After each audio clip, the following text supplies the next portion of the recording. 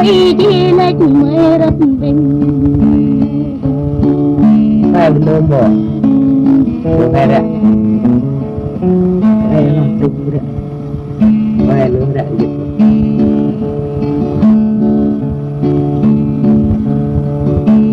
có tôi chinh ơi tâm hạ cầm thì hỡi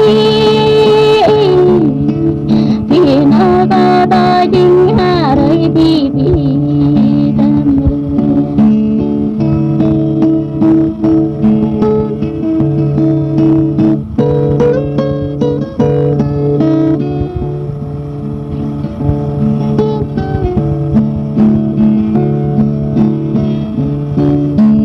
sức nó có tôi vì sức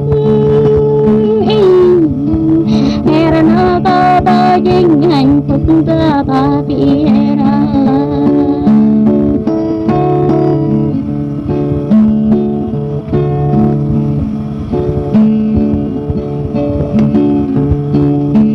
tôi cho nó tâm viết lấy câu lên này tôi cho nó tâm viết lấy câu lên về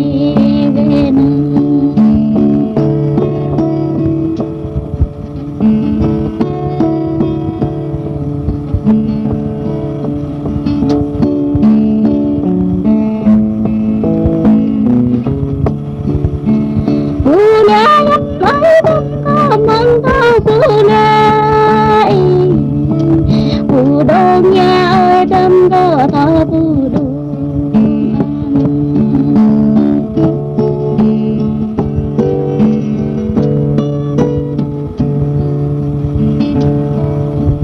đi nhập mà thọ vòng đi qua đất nó ai nó cơ qua